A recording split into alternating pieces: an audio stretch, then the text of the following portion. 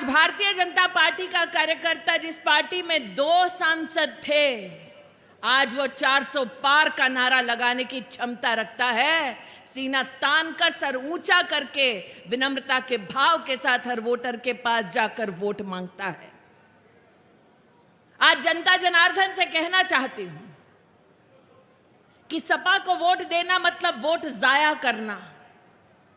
सपा को वोट देना मतलब उन ताकतों को वोट देना जो देश के टुकड़े करना चाहते हैं। सपा को वोट देना मतलब उनको वोट देना जो तिजोरी लूट चुके और अब भी जिनकी नजर तिजोरी पर है। वो उनका काम कभी पूरा नहीं हो पाएगा, क्योंकि नागरिक पुनः कमल का फूल खिलाएगा और मोदी को प्रधानमंत्री बनाएगा। इसलिए बूथ पर जो कार्यकर्ता जाए, उससे आग्रह है, सर झुका के, बूथ पर नजर गढ़ा के, हाथ जोड़कर मोदी के लिए आशीर्वाद मांगने का हमें मौका मिला है। ये मौका हमसे छूटना नहीं चाहिए। और विनम्रता का भाव रखते हुए हम जनता जनार्दन से कहें कि जब मौत मंडरा रही थी कोविड के वक्त, तब बाकी सब भाग गए थे। भारतीय जनता पार्टी का कार्यकर्ता घर घर गांव गांव सैनिटाइजर और मास्क बांट रहा था, हर गली में भूखों को खाना खिला रहा था। ये भारतीय जनता पार्टी का कार्यकर्ता आज दरवाजे आया है वोट मांगने।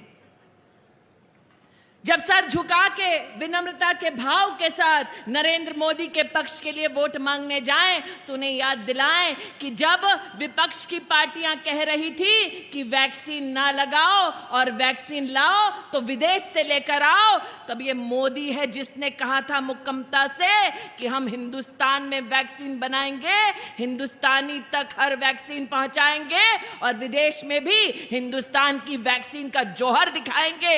ये हिम्मत हिंदुस्तान में, ये विश्वास सिर्फ मोदी में था। वैसे सपा के जो प्रत्याशी आपके सम्मुख लड़ने आए, वीडी भैया, थोड़ा पूछ लीजिए, जिस वैक्सीन का वो बहिष्कार कर रहे थे, मोदी वाली वो वैक्सीन उन्होंने भी लगाई क्या?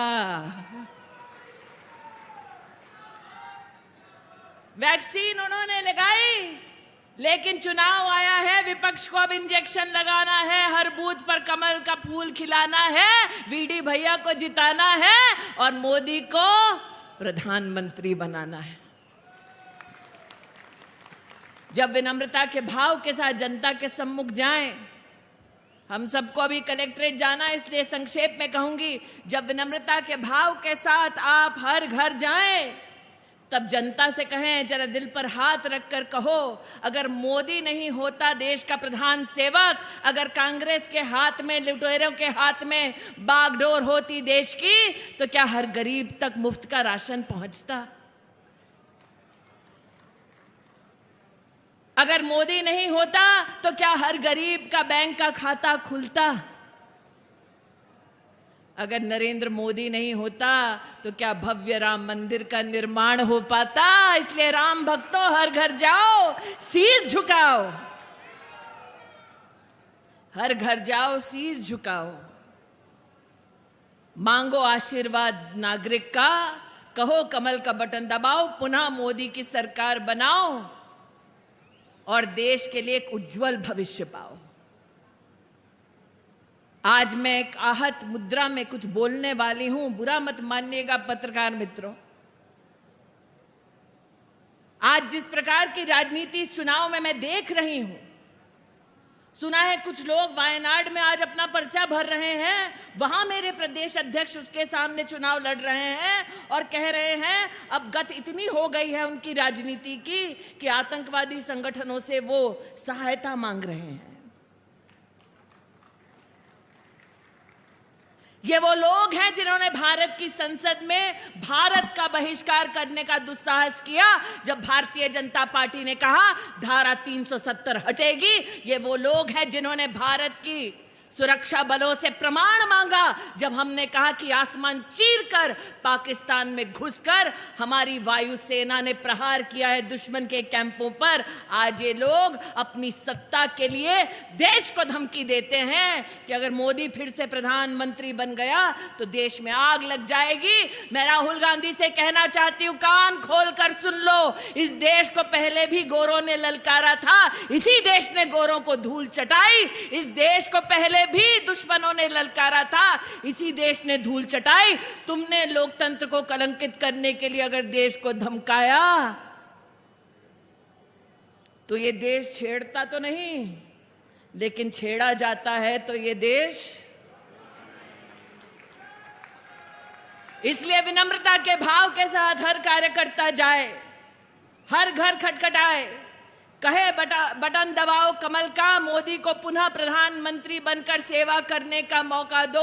अगर देश की सुरक्षा प्यारी है तो कमल का बटन दबाओ।